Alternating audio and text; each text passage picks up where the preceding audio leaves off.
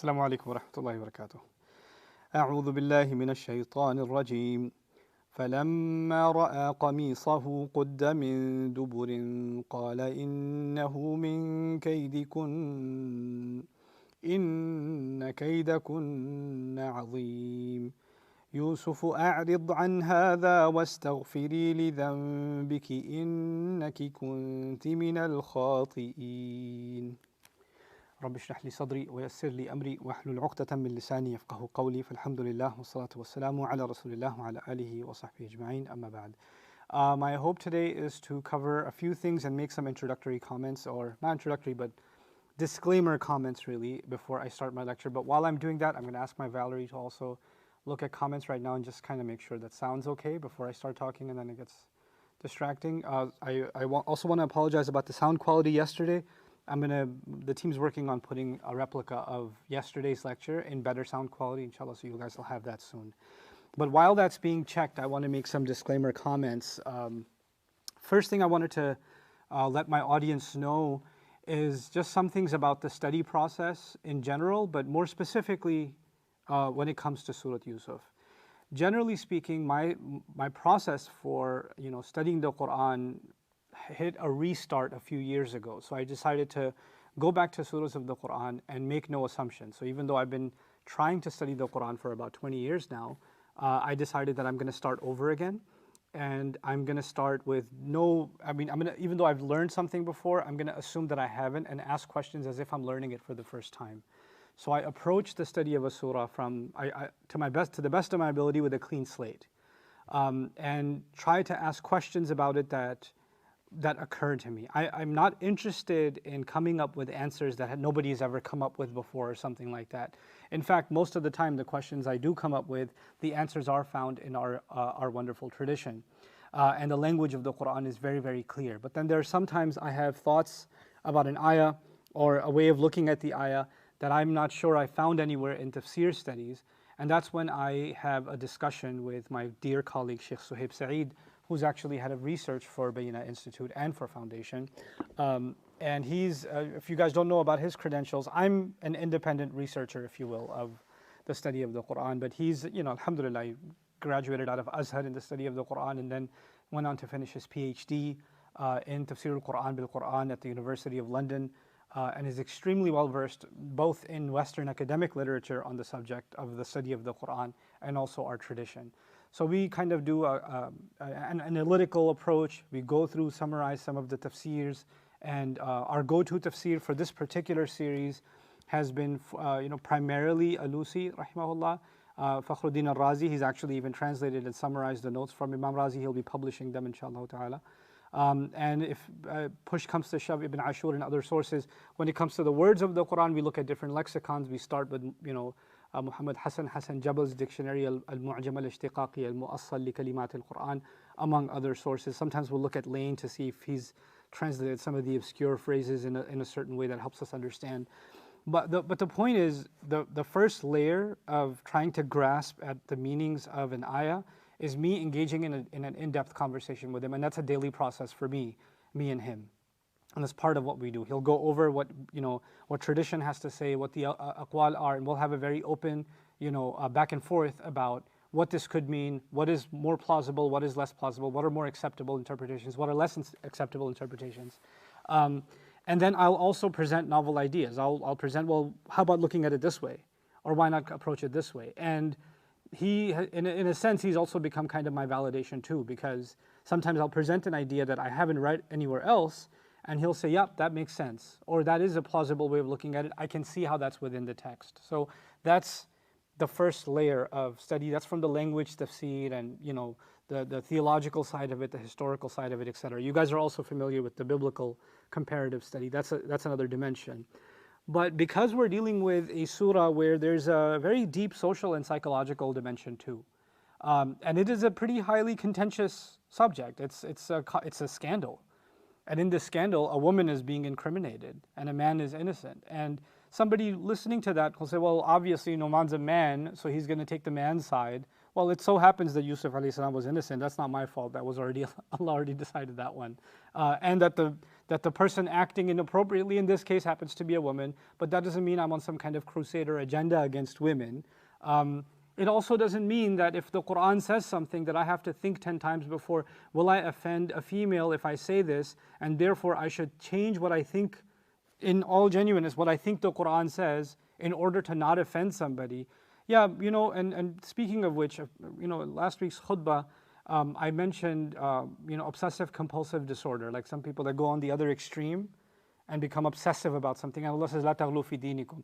And somebody pointed out that could be rather insensitive, because people that actually suffer from the diagnosis of obsessive compulsive disorder may think that they're sinful for being that way, and that's an insensitive way of looking at it. And they're right. I shouldn't have said that. I should have said, you don't have to go overboard in something. But saying OCD, which is actually a psychological label, that's a mistake on my part. So my process also is, if I do feel like I made a mistake and it's been pointed out, I can address it and say, hey guys, I shouldn't have said it this way. This is how I should have said it. And that's my process as a researcher. Particularly when it comes to this though, because it is a sensitive issue and it's a matter of dignity for both men and for women. So what I decided to do is add a new dimension to my process for the study of the surah. And that's actually to discuss the point of view of, the wife of the minister. What's going on in her head, you think? If you analyze the words she uses or the scenario she finds herself in, how can we justify her behavior? Not justify, but rationalize her behavior, or what kind of profile does it depict? And that conversation is something I had with my wife exhaustively. And her opinion matters to me, not just because she's a female, but because if there was anyone that would never let me get away with an opinion that disregards the female perspective, that would be her. And alhamdulillah, she came to Islam, a little less than a decade ago. So she has experience and trials and experiences in her life that are very diverse in nature, but she's seen the world. And she's been around the block, if you will. So she understands some things about how people act and behave. And so I gain a lot of insight even from discussing with her. At the end of it all, we are all going to have biases. I will never be able to claim that I come to the study of the Quran without any biases, because human beings are a product of their experiences, their religion, they're a product of their upbringing, they're a product of their childhood experiences, they're a product of their education, which teachers influence them. Those are all a bunch of biases together. But to the very best of our ability, we try to be as honest as we can to the best of our understanding of the text. So while I explain to you what I believe the ayat to mean and what I find the most compelling, there will be two dimensions. One is, what is the ayah actually saying word for word, right? And we try to explore that. And the other is actually, ironically, ta'wilul hadith. It's what's behind the text. What is it that's building up to this scene? What is going on, like we did with the brothers of Yusuf alayhi salam. So today is going to be an ayah where we're going to find some interesting things. And I wanted to say these introductory comments before I get into the ayat, and some people may feel that these may even be relevant for the discussions I've had before. I think this is relevant especially because I don't want to be guilty of saying something about the Quran, first of all from a bias point of view, deliberately, and second of all, to abstain from saying something about Allah's word that I understand to be the case because I'm afraid somebody might be upset. Because if I do that, then I don't have fear of Allah, I have fear of people, right? So if something's become clear to you, you have to say it. And I and any sincere student of the Quran, as all of us should be open to criticism and reevaluation based on evidence, based on, okay, well, what's your reasoning? And that's actually something I'm very grateful that I have a friend like Sheikh Suhaib Saeed and a partner in this work that I can go back and forth on and really test the veracity of ideas. And sometimes I throw ideas out and he swats them away. And sometimes he presents something and I swat it away. Or we go back and forth at it and there's no offense taken because we're just trying to get at what Allah Azza wa Jalla is saying. And that's a healthy process as far as I'm concerned. My hope for the foundation, Bayina Foundation in the future, is actually more collaborative exercises like the one I have with him personally. To actually have panels of people here sitting, discussing deeper issues in Quran studies that affect society, that affect our view of Islam altogether. There are places people consider controversial in the Quran and things like that. Those are the kinds of conversations I want to have with a panel of people and hear a number of perspectives, non-Muslim, Muslim perspective, someone who, a female perspective, an activist perspective, a sociologist perspective, a psychologist perspective, a traditional scholarship perspective, a hadith perspective, a legal perspective, a theological perspective, and actually bring those kinds of conversations to the larger public. So that, of course there's benefit in khutbahs and talks and reminders and things like that, but at the same time, we should be making an effort to elevate the intellectual, sort of baseline of the Muslims, and especially encouraging dialogue about the Quran, engagement with the Quran. If you don't understand something, or if you interpreted something a certain way, then maybe having that kind of dialogue gives you an opportunity to get your idea tested and corrected and fixed. And so long as we're doing this with humility. When somebody comes along and says, I know what the ayah means, and everybody else who thinks otherwise is wrong, that's where the problem lies. We will make our human effort to understand the ayah to the best of our ability, and some things in the ayah are explicitly clear. She tore his shirt. No other way to look at it. You want to interpret that as she hurt his feelings? She tore his shirt. Okay, she desired him. That's what it says. She desired him. You want to interpret that as she wanted to have a coffee with him and wanted to talk about her feelings? No, she desired him. Nobody wants to talk to you about their feelings and rip your shirt. That's not how that works. So the text says what it says. There's no way to escape that. But can there be other points of discussion where scholars are trying to fill in the gaps historically? They are. They are trying to fill in the gaps, and where we're trying to fill in the gaps too. Sure, and in those things there is debate possible. So the same thing is going to happen here, because what we're going to have today, inshallah, in the study of ayah number 28 and 29, is they're at the door, and that's where the last scene was. They're at the door, and the husband is there, and Sayyida Halad al-Bab, and she's made her crying case, and he's put his side in, yeah? And then the family member of hers has given his point of view. Look, let's take a step back here and look at the shirt. Right, and he's spelled that out slowly, and I told you spelling that out slowly can also be a way of Allah Azza wa Jal showing us that things are being calmed down, and he's deliberating, and he's giving a chance for people to not rush to judgment and just hear me out here. If the shirt is torn from the front, then clearly she's lied, or she's told the truth, and he can't ever be trusted. But if the shirt is torn from behind, everyone, then she's lied. And he is trustworthy. He is from the kind of people you can trust. So spelling it out like that can also have like a psychological effect of everybody chilling out. Oh, okay. Right? But now that he said this, I want you to imagine she's huddled behind her husband. She's like playing the victim. The guy has spoken. The servants are all around. There's a commotion. Maybe some people have even grabbed Yusuf alayhi salam, we don't know. And so when this scene happens, the minister, the husband, I want you to understand what he does. What did the ayah describe? He says, فَلَمَّا رَأَى قَمِيصَهُ قُدَّ مِن دُبُرٍ. Then when he saw, finally when he saw, the lamma can have some sense of tarahi, which could be a very subtle way of the Quran indicating that it didn't just happen super fast like the ayat. The ayat are moving really fast. So, هِيَ رَاوَدَتْنِي عَنْ نَفْسِي وَشَهِدَ شَاهِدٌ مِّنْ أَهْلِهَا, and right after this, فَلَمَّا رَأَى قَمِيصَهُ. It's happening super fast, right? But it may be that all that argument and then the settling down, and finally he said, okay, let me look at the shirt. So the ayah begins, and finally when he saw his shirt. The word saw can also be ru'yatul qalb, when he thought about it, because the seeing in Arabic can also mean to see with your eyes, but also to see with your mind or your heart. Like, you say, I see. Oh, I see what you're saying. But that's not see, that's see and see over here, right? So when he actually thought about the shirt ripped from behind, then he said, now what's he going to say? These are his words, his immediate words. إِنَّهُ مِنْ كَيْدِ كُنَّا إِنَّ كَيْدَ كُنَّا عَظِيمٌ. No doubt about it, which we won't translate yet what that means, it is from the scheming of you women. No doubt about it, the scheming of you women is incredible, is azim, is great, it's grand. Now, these are his immediate words. The way that I would like to present the narrative of this story I just want to let you know that there are different mufassirun who try to fill in the same gap that I'm going to try to fill.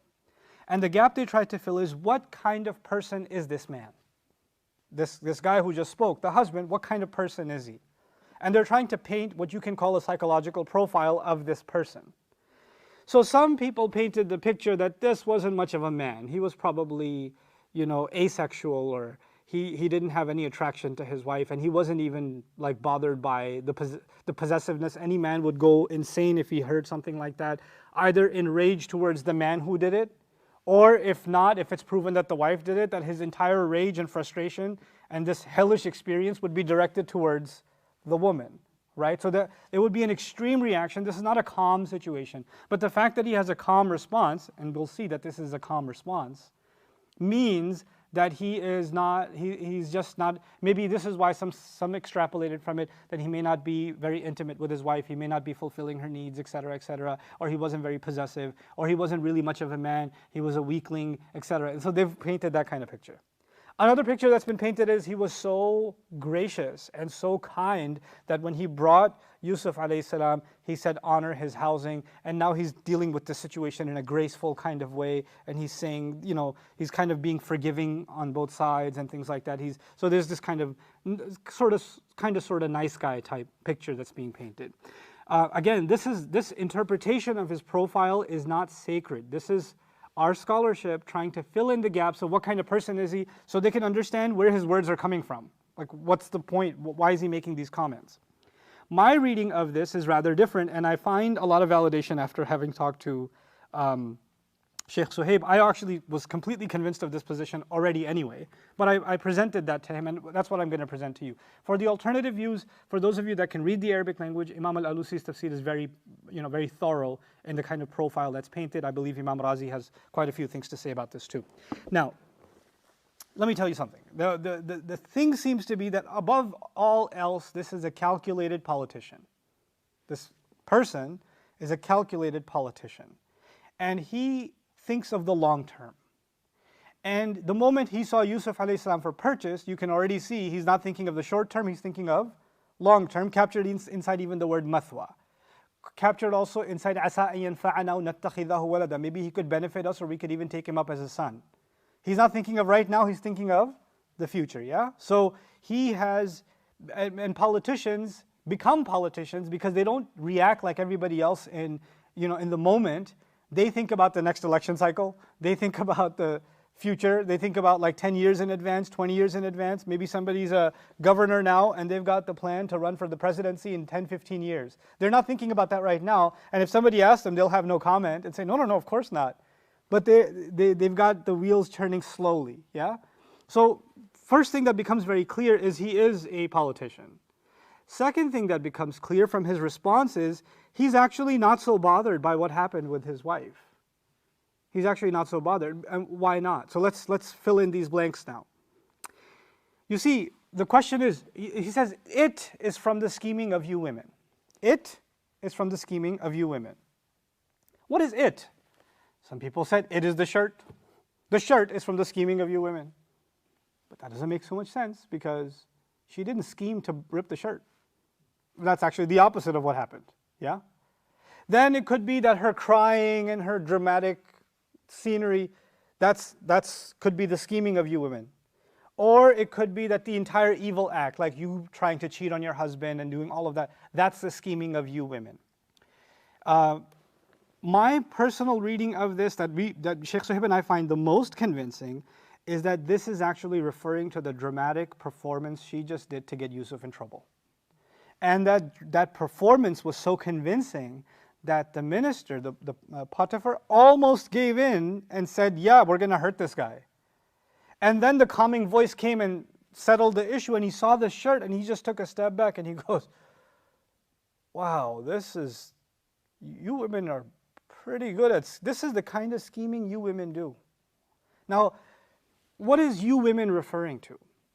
To the best of my knowledge, what I can grasp here is that the phrase you women, he used the plural, right? He didn't say your scheme, he said the scheming of you women. It was also interesting because there are no other women, it's just her. You know, and some even tried to say maybe there were 2, 3 other women there. I was like, no, the Quran's pretty clear. There was nobody else there. It's just this one lady. First of all, he's being a politician when he says this is the kind of scheming you women do. This is from the scheming of you women, because instead of putting blame specifically on his wife, you are a scheming woman, he basically says you women are all the same. So he's generalizing. You see that? When you generalize, you're softening the blow. Why is he softening the blow? Not for her. Maybe a little bit for Yusuf. We'll see why for Yusuf. But there's a crowd gathered. He's got to do situation control right now. He's got to do like, because if this leaks out, this is really bad for his politics. He understands what's just happened right now and this game that she just played and it backfired. This is a really bad thing. Now think about this. This is crazy. He doesn't seem to go crazy over the fact that she cheated on him. He's more upset about the fact that she dramatized and made him look guilty. The kaid part. That's the kaid. The scheming. So in other words, the thing that can damage him politically is a bigger problem for him. And the fact that his wife was interested in another man is not so much the problem. And then he's saying, kaydikunna, as if women of a certain political elite or a certain financial elite. You see, in class societies, and the fact of the matter is most of the world, if not all of it, has a kind of class society. There's a certain group of people that are in a certain position politically or economically that have a world of their own. They have a circle of their own. They look at the rest of humanity in a different way. They look at them kind of like Yusuf a.s. was being looked at in the slave market. Okay? So those people that have their entourages and they have their stretch limos and they're in the back and they've got their drivers and this and that and everybody else, you're not going to find them walking around in the mall. You're not going to find them at line in a restaurant or whatever. They see themselves as above the rest of society. Okay, so they have this, I guess you could call it in some sense a kind of God complex. Okay, and this upper echelon of society, they have their own parties, they have their own morality. They have their own way of entertaining themselves. They have their own world in which they decide what's okay and what's not okay. And their morality and their right and wrong is not the same as everybody else's. It's not the same. In fact, even when they show religious adherence, they only go to a church and kiss a baby because it's election season. They see themselves as above religion. Religion is for these fools that need hope in their lives because they don't have enough. We're already on top. We don't need religion. But we need to look religious sometimes for them because, then they'll give us their vote because they'll say he's a believer like I am or she's a believer like I am. You understand? So they use religion as a means for their political, promise. They also use morality for the same reason. So whatever happens behind closed doors, the world doesn't have to know. But in front of the press, in front of the public, we have to come across as moral, family values, etc. That's what we have to present. But what happens inside the presidential palace? What happens inside, the White House? What happens inside these closed quarters, the governor's mansion, whatever? People don't have to know.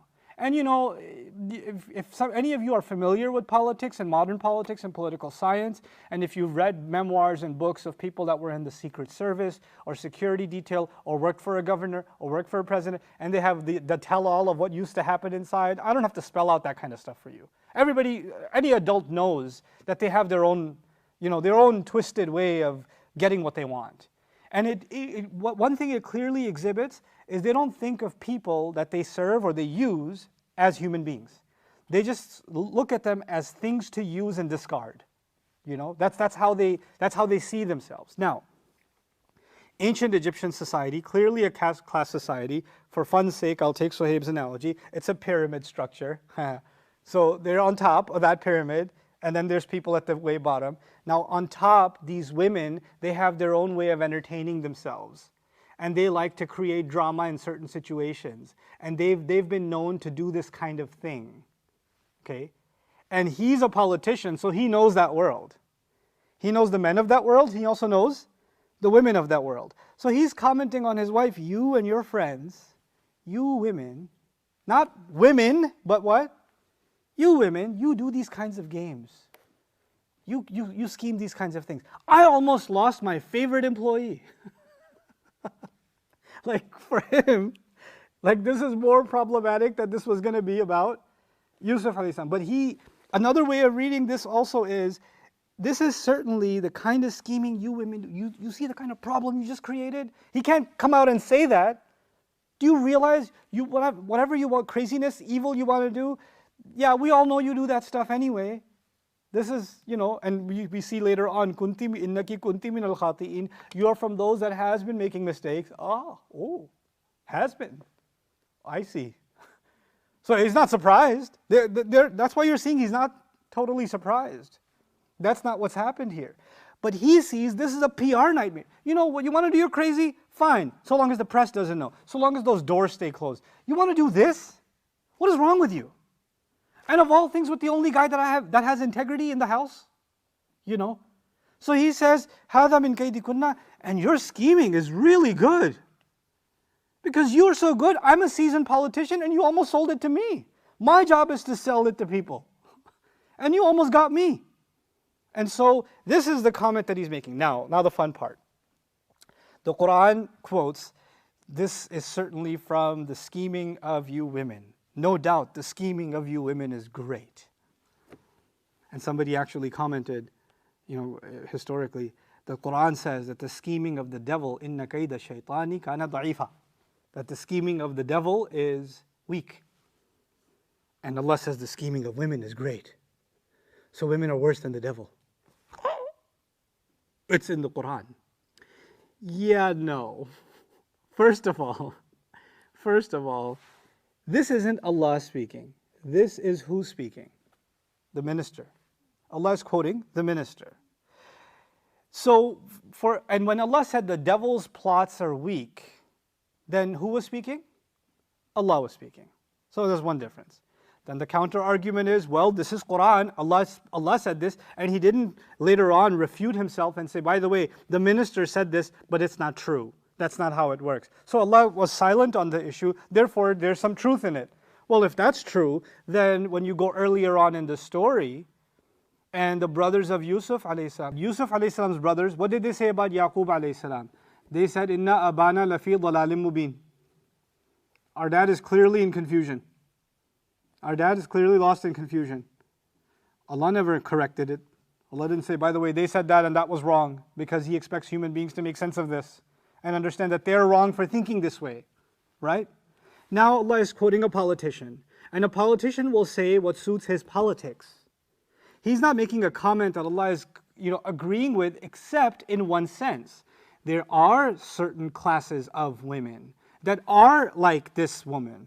And that's why the pronoun kaydikunna, not kaydin nisa. Kaydikunna, women like you, your circle. And by the way, later on we're going to see her friends, and they are like her. So it even gets proven later on that the kunna is not referring to all women, it's referring to women of this certain class, this certain mentality, where they think they can burn other people's lives for their own pleasure. Where they, instead of them getting caught and admitting that they've done something wrong, they can just come out and, throw somebody else under the bus. So long as their reputation stays intact, because they're in the public eye. And for women like that, and even politicians like that, almost the God that they worship is not some idol, it's not the Lord of the worlds, it's actually their reputation.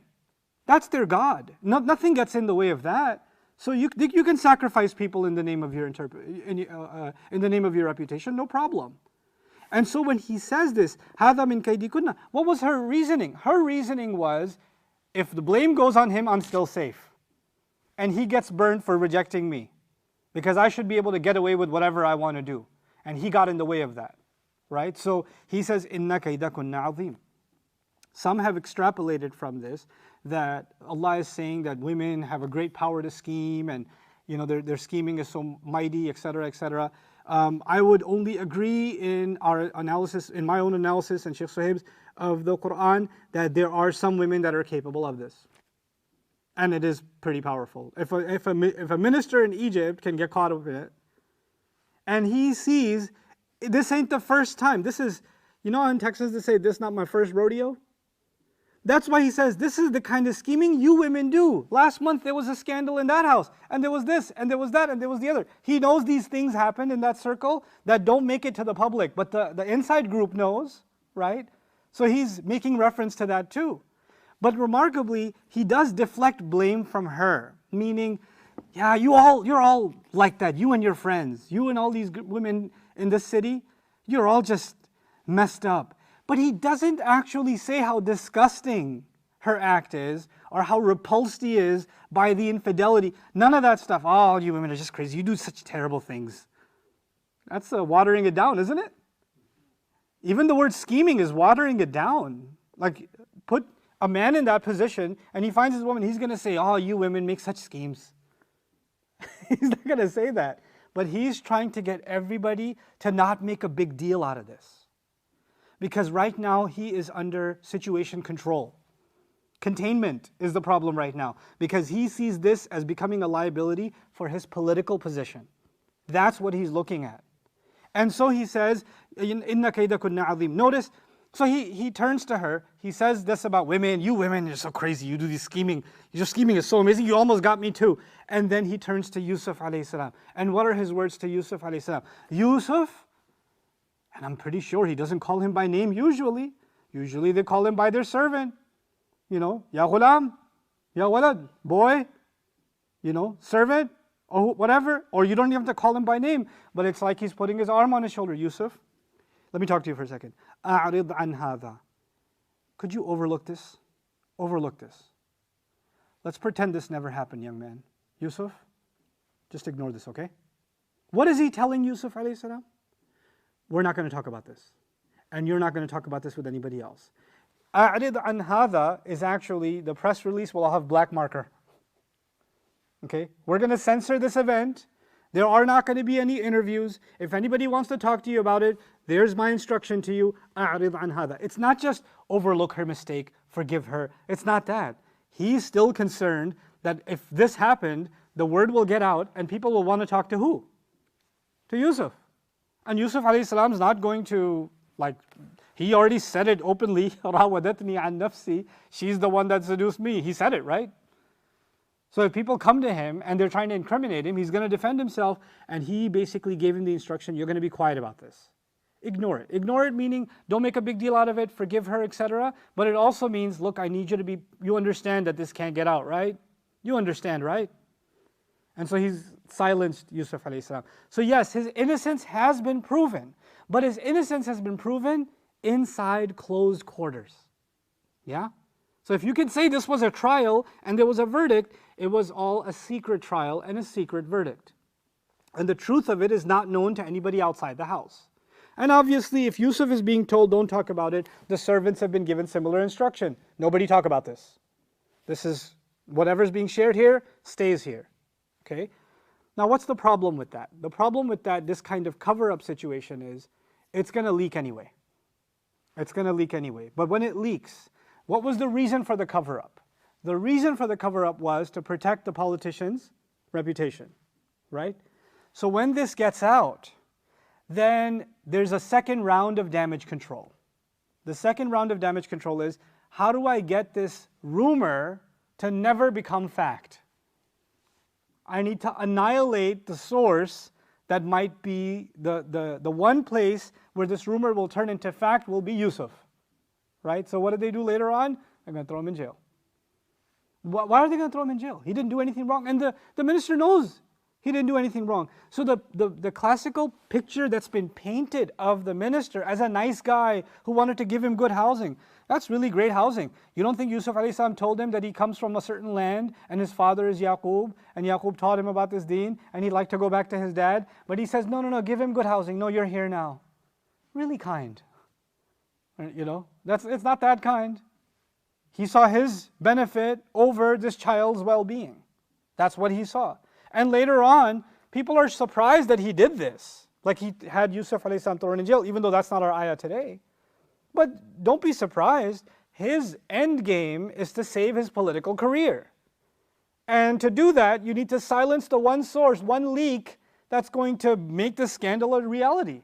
And then people are going to say things, oh, you can't even control your, you can't control your house, you're going to control the finance, governance of finance. You're going to be head of security, you can't even secure your own house. We should trust you and the people that work under you. You can't even trust your right-hand man. People are going to say all kinds of things about him. Or you can't even control your wife. How are you going to control this or that or the other? He's going to tank. This is not just about her now. So he says, Yusuf, a'rid an hadha. And you know, notice, first he turned to the wife.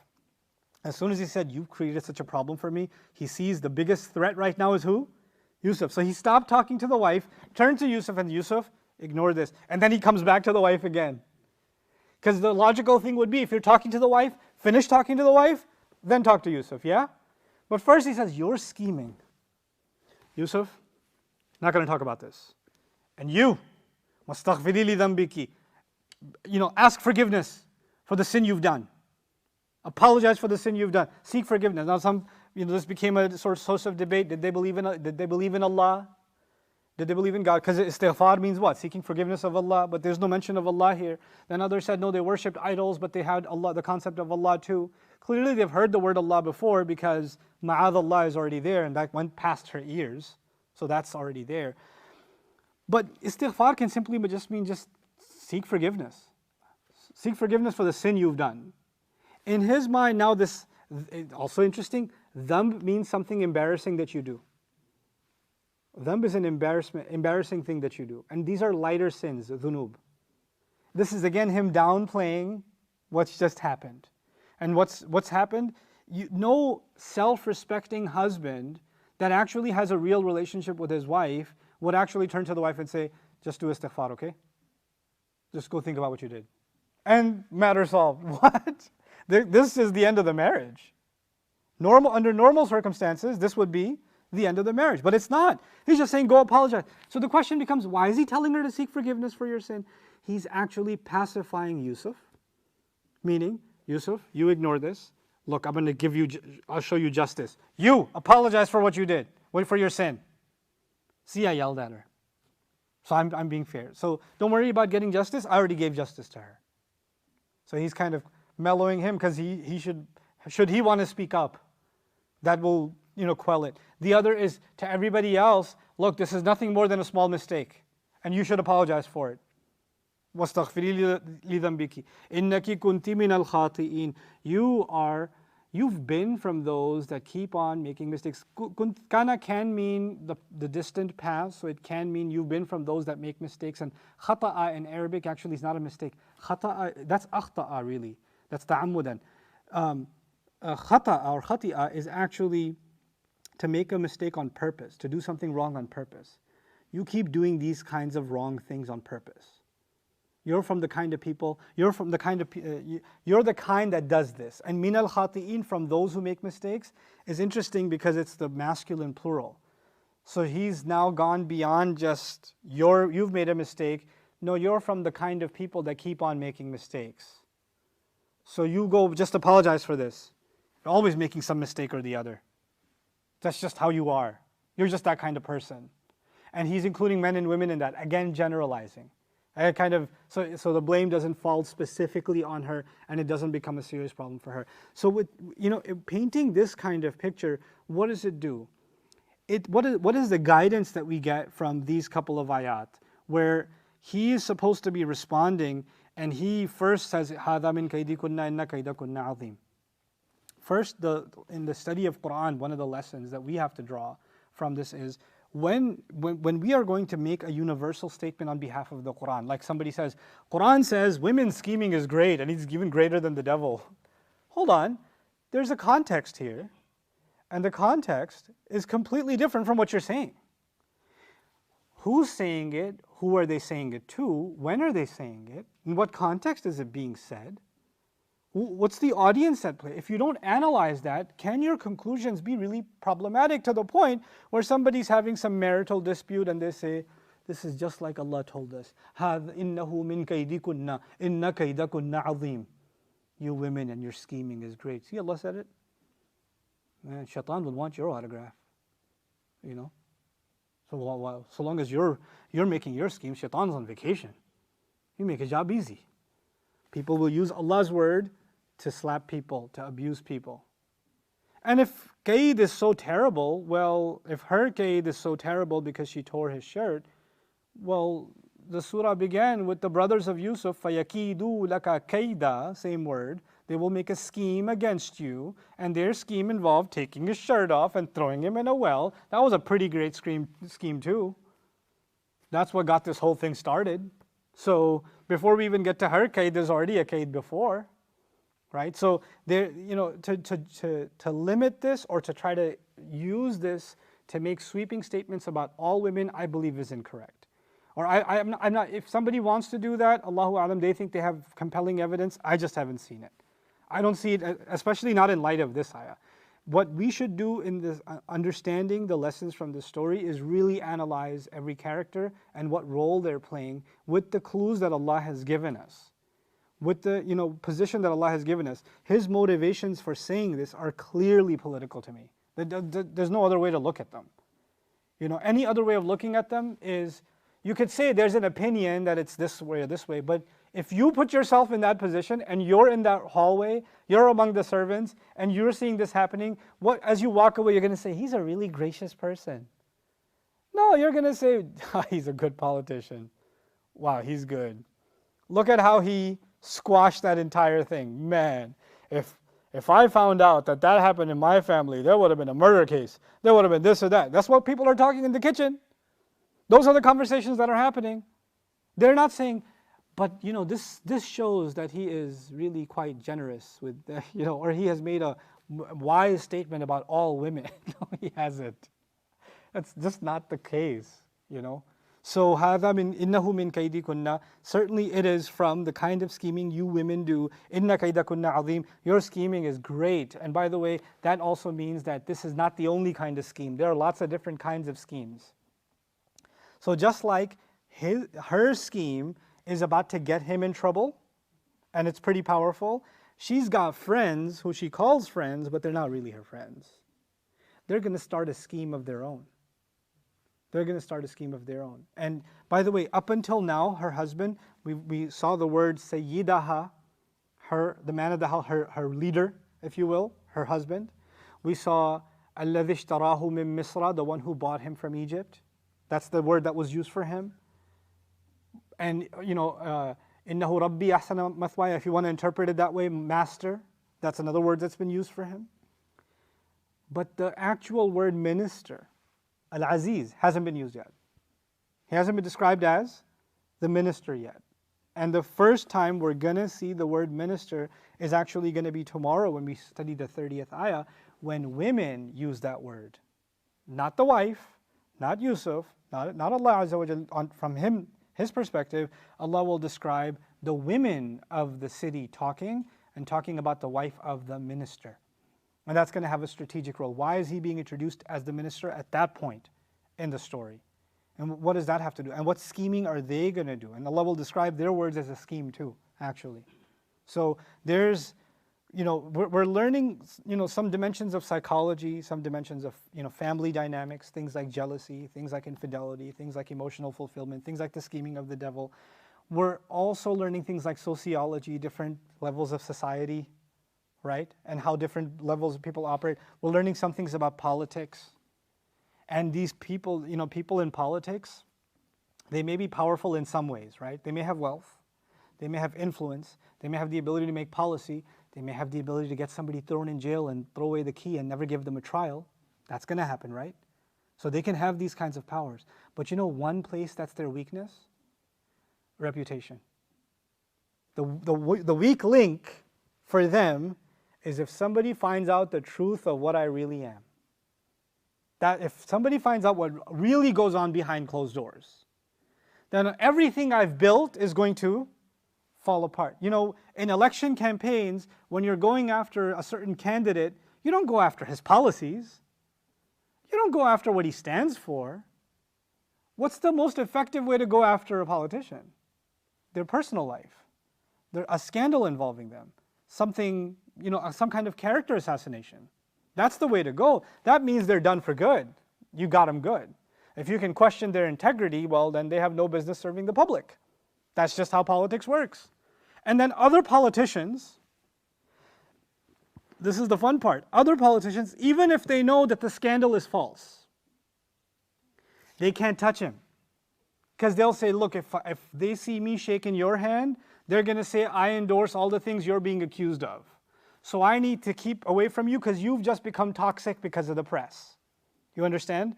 So that's why a person's political career just comes to an end because of such a thing. A public career just comes to an end. And then people who even know the truth, inside this closed circle, do people know the truth?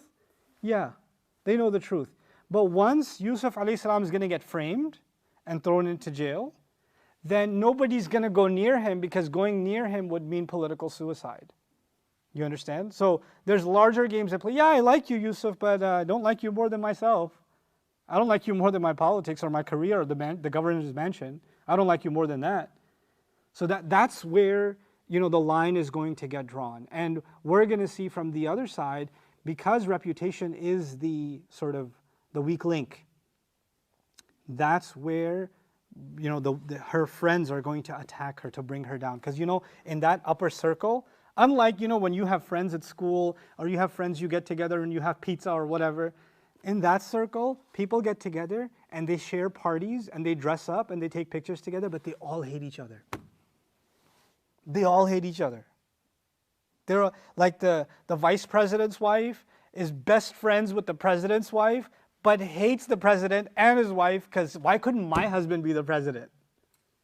That's how they really are. So they can be chummy at your face, but behind your back, they just want to tear you down because everybody's got one position above the other in some way, right? And they want it.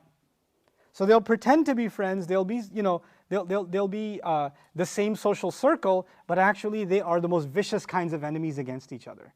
And any chance they get to tear the other down, they'll take. You know. And as I described this in the highest echelons of society, this satanic disease doesn't just exist in the highest levels of society. You could be working at a Walmart or a McDonald's or a shoe store or whatever, and your friends could be some of those people that just can't see you get a promotion. You became a manager? Yeah, because, you know, jealousy is not just about who's living in the palace. Jealousy could be, you moved to a 2-bedroom? I got to find some way of tearing. I feel inferior now. I need to find some way to tear you down. And that's what her friends are going to do. And by the way, I'm getting ahead of myself. We'll talk about this tomorrow, inshallah. If they are being invited to her house, right? They got invited to her house. You guys know the story already, at least the events of the story. If they're talking like that about her, and then they have no problem coming over to her house, what does that tell you? What kind of life do these people have? All their relationships are fake. Their social circle is fake. It's just built on mutual benefit. That's all it's built. It's just they're not just politicians in profession. They're politicians in life. Like every relationship has some political purpose. If it serves my purpose, it's there. If it doesn't, it's not there. That's all it is. That's why it's not really a marriage. It's just a political marriage. It looks good for the PR campaign. That's why he's not up in arms about what she did. Because as much as I can, yeah, you're my wife, whatever, but you do what you do. Just don't get in my politics. Don't ruin my career. That's where the problem lies, you know? So this nuance, this very sophisticated view of politics and how things work in real life. You know, people, this is the last comment I'll share with you, people associate with religion that religion makes the world look simplistic. Religion is just about do good, you know, give charity, and you'll go to heaven. And you know, religions generally have a very gullible, not real world kind of view of the world, right? So if someone's religious, they don't know how the streets work. They don't know how real life works because they're way too righteous and way too religious. What does the Quran do for people that come to this book? It opens their eyes to the darkest corners of society. It makes them street smart. It makes them spiritually intelligent in the most vile situations. It's incredible. We don't have this view that you have to shelter yourself and be in a spiritually, you know, magnificent environment where there is no Potiphar, there is no minister's wife, there is no brothers of Yusuf. Everybody's saying Alhamdulillah, MashaAllah, Inshallah, Inna lillahi wa inna ilayhi raji'un. Everybody looks like this. They've got this on. The other day I had a tie on, so it's like some people like dressed like the kuffar. It's okay. Y'all can say it. It makes me happy when you say it. But anyway, the point is, we're not sheltered. The Quran is not creating a sheltered narrative. The Quran is giving us a very real life narrative. A very real life narrative. You can live a spiritual life. That doesn't mean you have to be gullible.